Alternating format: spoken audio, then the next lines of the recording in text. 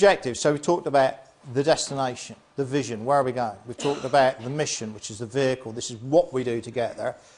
The objectives are really the map and the milestones. These are the little bits that are going to tell us we're on the right track, the next day's journey. Okay, next page of your workbook. Please take 2 minutes, a Martian 2 minutes, to write down the strategic objectives for your business. So that's not every little thing you're going to do in the next 3 weeks. It's the strategic objectives. You should not have more than probably 2 or 3 strategic objectives for your business.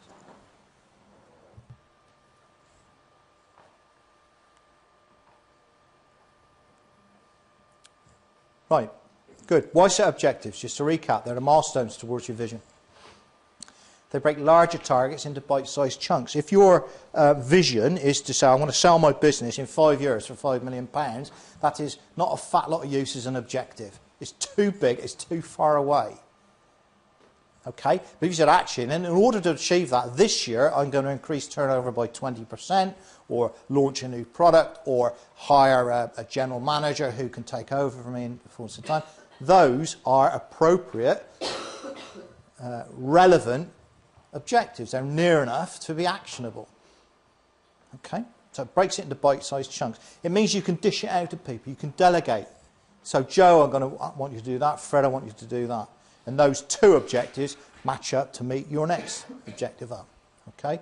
So you can distribute and delegate work. You can coordinate things. They allow you to measure progress or lack of it. So having given Joe and Fred their 2 jobs, you're able to say, have you achieved it or not? And take the appropriate action if they haven't achieved it.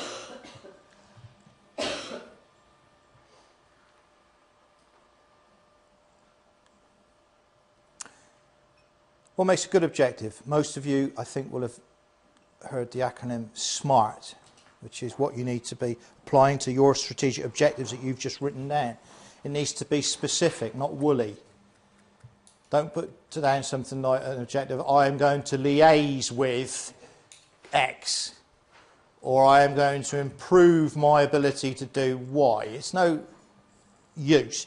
It's got to be something you can drop on your foot, or take away in a wheelbarrow, something specific. Okay, it needs to be measurable, quantitative. Now, it doesn't mean a number, but it does mean a number or yes or no.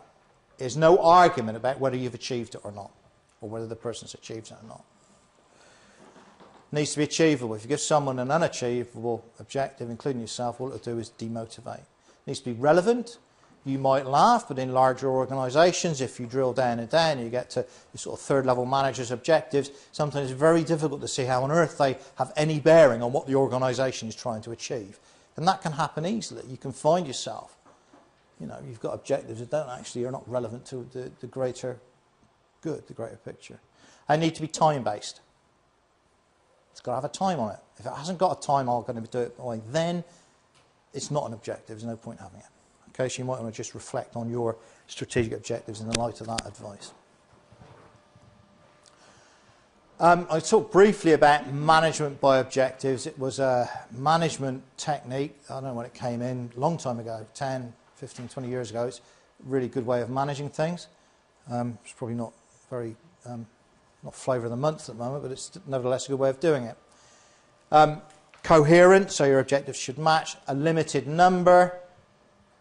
Okay, they need to be agreed by the person you give objectives to, including yourself, not imposed. So don't impose something on yourself that you can't deliver. They need to be written down, even if it's just an email. We agreed you would do this by then. Write it down, otherwise it doesn't count. It's not an objective, and people will wriggle out of it, including yourself. Reviewed regularly. It's no good agreeing with Joe that he's going to achieve something in 6 months' time and then reviewing it after 5.5 months. Well, what on earth are you going to do? So you need to review them regularly. And possibly linked to reward, question mark. It depends on your culture, it depends on the objective, all sorts of things. But my view would be, decent objectives should be linked to reward, your incentivisation system.